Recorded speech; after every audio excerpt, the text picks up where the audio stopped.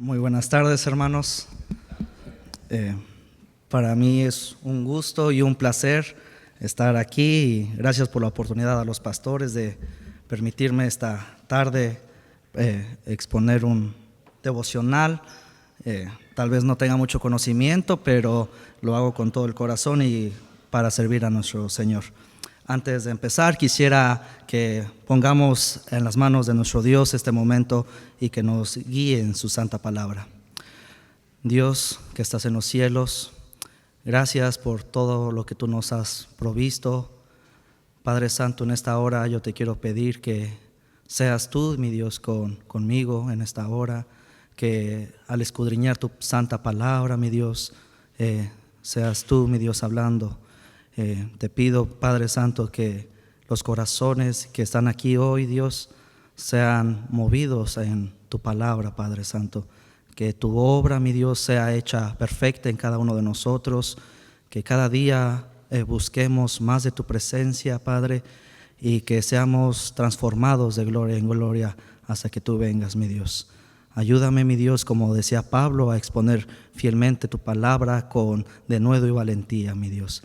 Todo esto te lo pedimos en el nombre de tu precioso Hijo amado Jesucristo. Amén y amén. Bueno, mis hermanos, en esta tarde quisiera llevarles al libro de Romanos 8:7. Romanos capítulo 8, versículo 7. Es un versículo corto, pero quisiera que vayamos ahí y lo leamos en el nombre del Padre, del Hijo y del Espíritu Santo.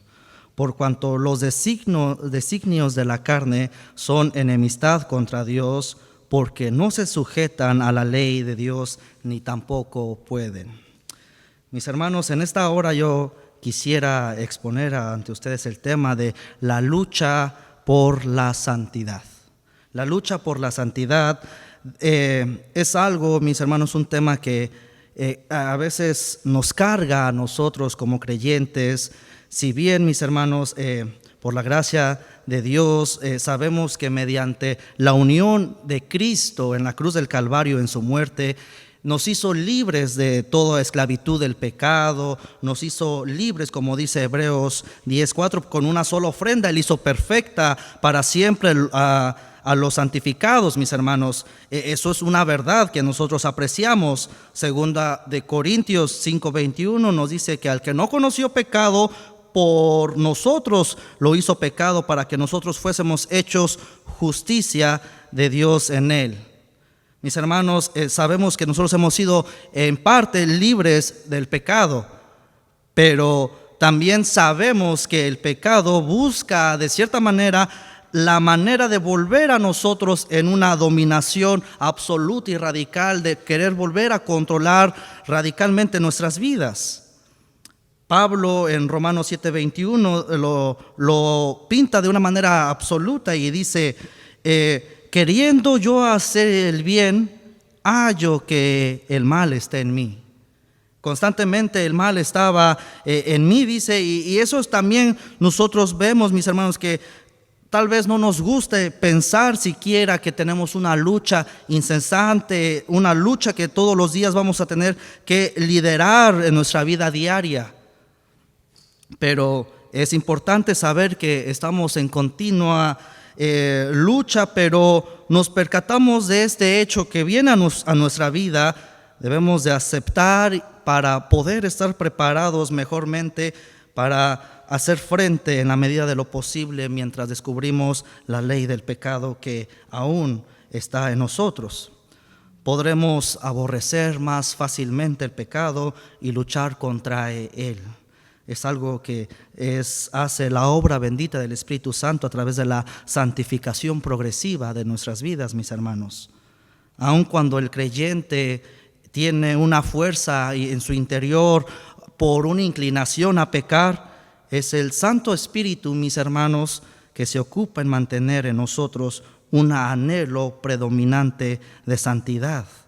Primera de Juan 3:9 dice, todo aquel que es nacido de Dios no practica el pecado, porque la simiente de Dios permanece en él y no puede pecar porque es nacido de Dios.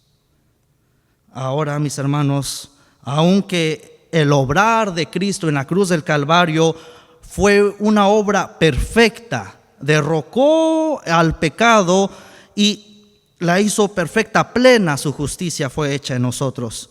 Pero nuestra naturaleza humana sigue siendo pecaminosa. El pecado sigue siendo hostil para nosotros y no podemos someternos a la ley. Romanos 8:7, el que leímos, por cuanto los designios de la carne son enemistad contra Dios, porque no se sujetan a la ley de Dios ni tampoco pueden. De manera, mis hermanos, que siempre y constantemente debemos actuar de manera diligente y con una actitud de vigilancia, porque hay y siempre habrá una oposición a los esfuerzos humanos para hacer el bien. Ahora, mis queridos hermanos, quisiera que contemplemos a la luz de las Escrituras por lo menos 3 puntos para observar la naturaleza y las tácticas pecaminosas que muestra el pecado en nuestras vidas. En primer lugar, mis hermanos, el asiento del pecado que mora en nosotros es el corazón. El asiento del pecado que mora en nosotros es el corazón, mis hermanos. Marcos 7:21 dice, porque dentro del corazón de los hombres salen los malos pensamientos, los adulterios, las fornicaciones, los homicidios, los hurtos, las avaricias, las maldades, el engaño, las lascivias, la envidia, la maldicencia, la soberbia, la insensatez. Todas estas maldades de dentro salen y contaminan al hombre. Aquí Marcos nos está dando una lista de estos pecados que dice que contaminan al hombre. Pero ahora veamos qué es lo que nos dice Génesis desde el principio. Génesis 6:5, por ejemplo, dice, y vio Jehová que la maldad de los hombres era mucha en la tierra y que todos los designios del pensamiento del corazón de ellos era de continuo solamente el mal. El mal predominante está continuamente en los corazones y en el pensamiento del ser humano por naturaleza. El puritano John Owen dice que la palabra corazón se usa en las Escrituras de diversos modos. A veces toma el significado de razón o de entendimiento. Otras veces toma la palabra de afecto y las emociones, y también a veces toma el significado de voluntad.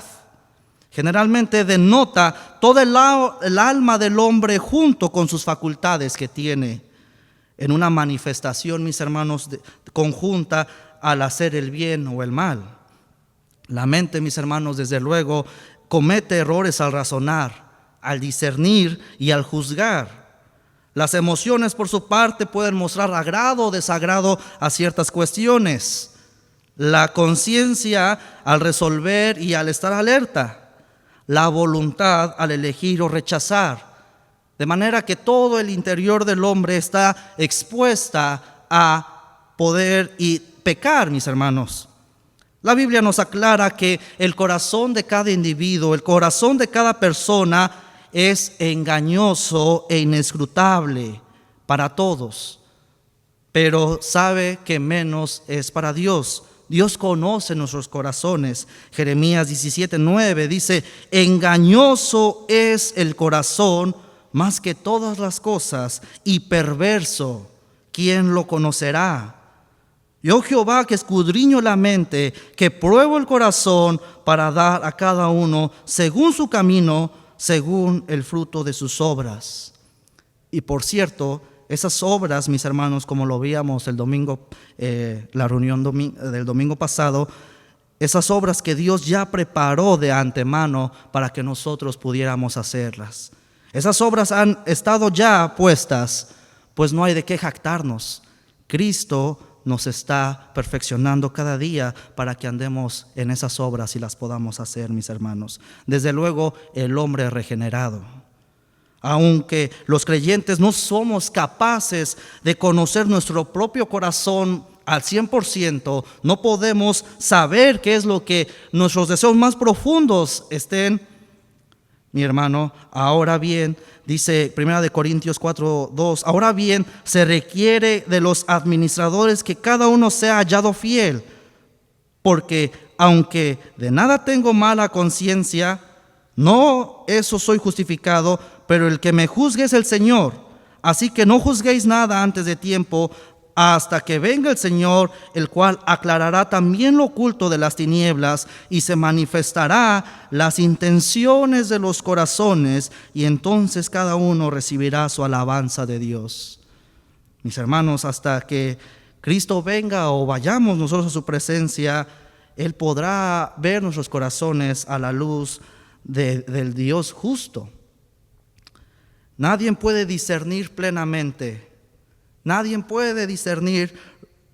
los motivos ocultos que lleva cada quien en sus corazones. Aún las intrigas secretas que usted puede tener en lo más íntimo y secreto, no lo podemos conocer. La pecaminosidad de su corazón puede ser guardada. Las tortuosidades del corazón pueden ser ocultas.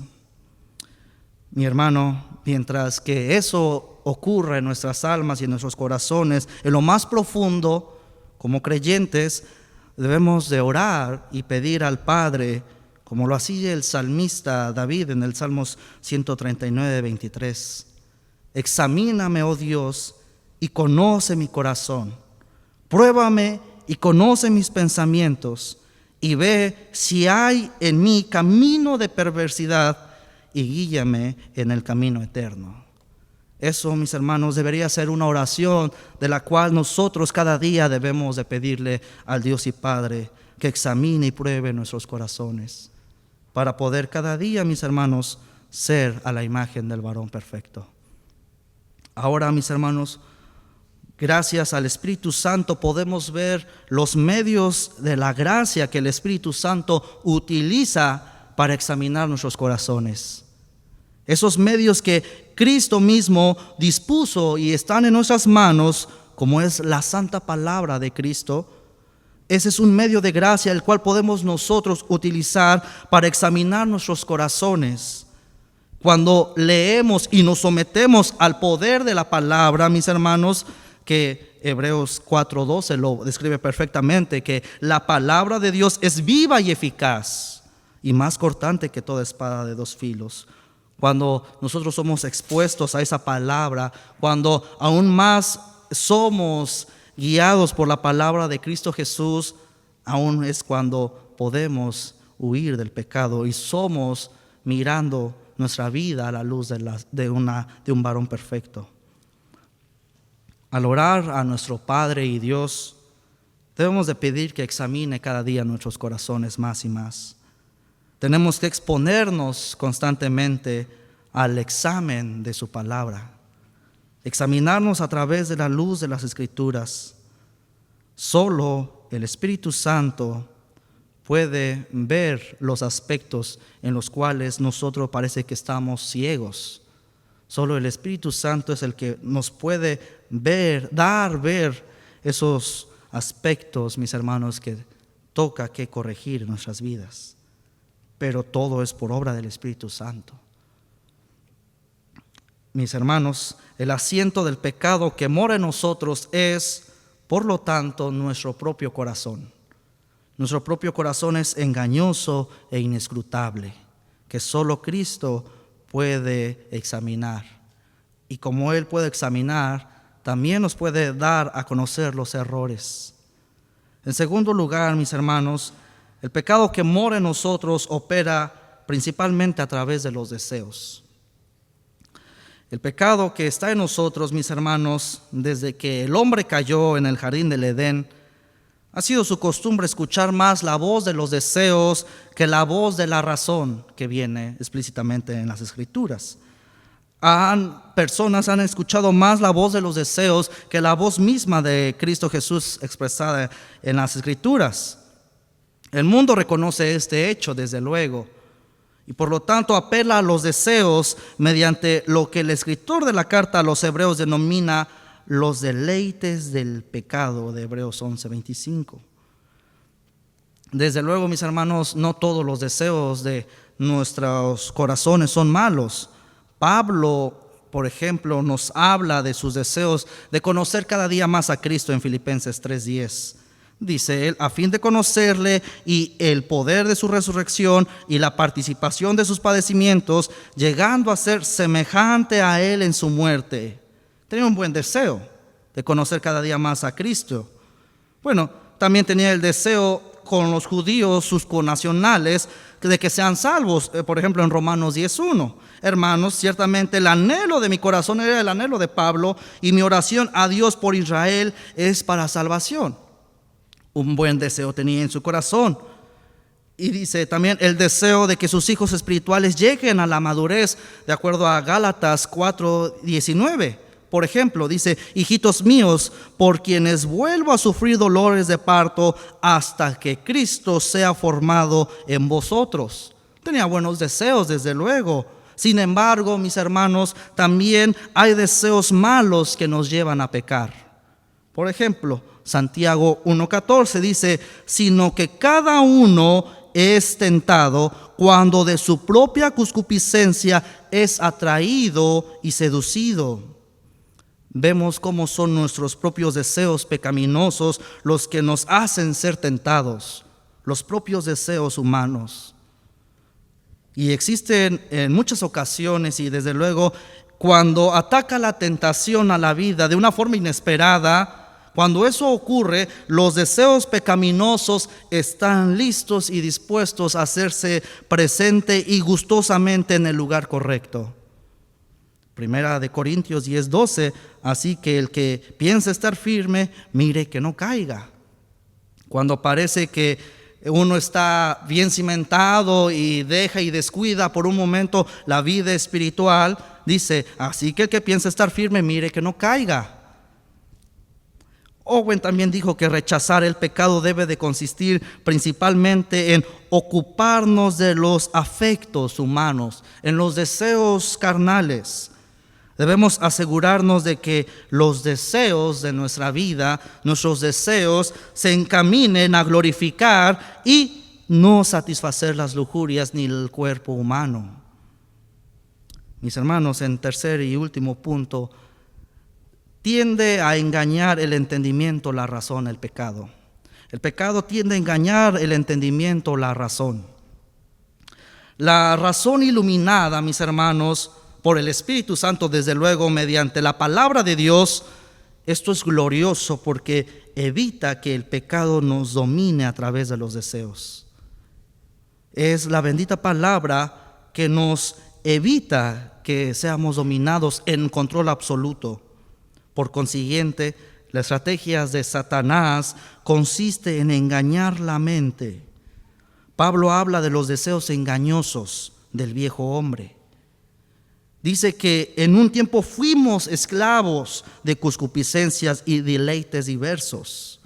Estos pasajes que nos hablan de una vida anterior que llevábamos, de un dominio total que habitaba en nosotros y moraba, sigue afectando de una u otra manera la vida del creyente. Cristo hizo la obra perfecta en la cruz del Calvario, pero el remanente de la raíz de amarguras está en la vida. El engaño de la mente es llevado a cabo gradualmente, poco a poco.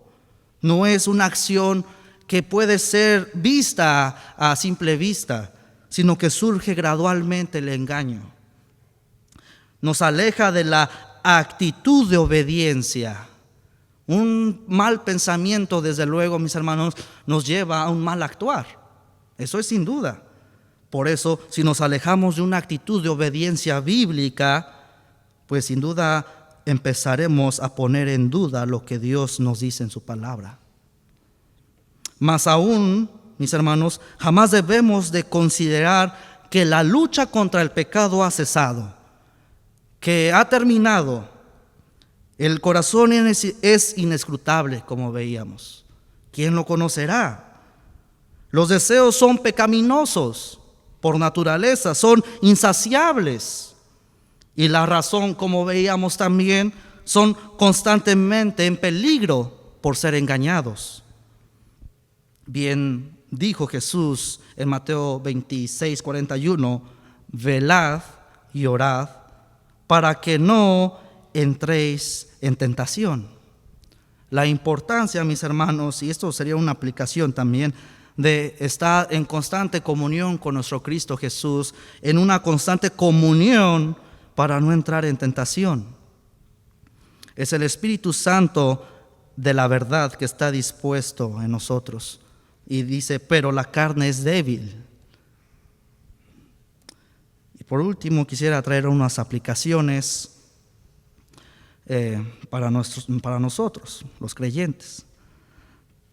Primero, mis hermanos, tenemos que dejar de esforzarnos y comenzar a confiar en Cristo Jesús. Si por nuestras fuerzas intentamos apartarnos de todas las pecaminosidades de nuestro corazón, sin duda alguna no podremos, mis hermanos. Es por la fuerza del Espíritu Santo que mora en el creyente que puede hacer morir las obras de maldad. Dejar de armarnos de nuestra propia cuenta, de jactarnos y entregarnos a Cristo Jesús en humildad. Descansar confiadamente en la obra que Él hizo en la cruz del Calvario y descansar en la obra consumada y perfecta que hizo Cristo. Mas si hemos sido librados y sacados de dicho reino de la esclavitud del pecado, tal vez a este punto todavía algunos se podrían preguntar, ¿por qué todavía seguimos pecando? Si bien Dios nos ha librado del reino del pecado, mis hermanos, la naturaleza pecaminosa todavía reside dentro de nosotros, aún mora en nosotros. Aun cuando el dominio y el imperio del pecado hayan sido quebrantados del pecado que mora en el creyente, sigue ejerciendo un poder tremendo, no absoluto, pero sigue ejerciendo un poder, sin duda, obrando constantemente para inclinarnos hacia el mal, hacia la pecaminosidad. No solamente hemos sido librados del dominio de las tinieblas, al mismo tiempo somos introducidos en el reino de Cristo. Estamos unidos a Él, aquel que obra en nosotros con el fin de fortalecernos con su gran poder. La primera aplicación es formar un hábito de tener continuamente presentes el hecho de que estamos muertos al pecado y vivos para Dios. Estamos muertos al pecado y vivos para Dios. ¿Y por qué formarnos ese hábito de tener esto siempre en mente?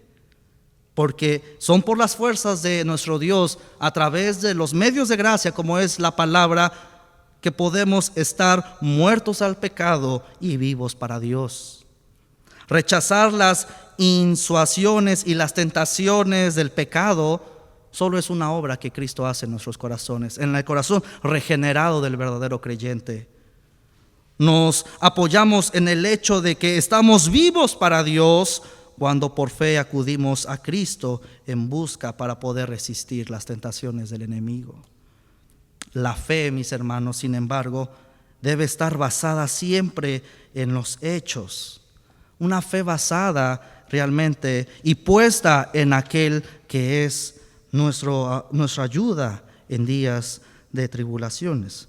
Romanos 6:11 dice, así que también vosotros consideraos muertos al pecado, pero vivos para Dios en Cristo Jesús, Señor nuestro.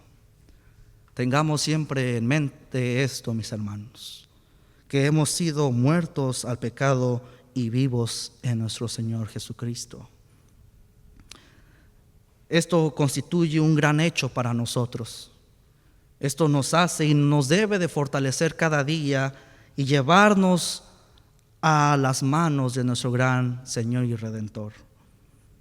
En segundo lugar, en segunda aplicación, debemos de estar vivos para Dios, es que nos ha dado su Espíritu Santo para que more en nosotros. El Espíritu Santo que mora en nosotros. Por cuanto el Espíritu Santo es el agente de la unión, es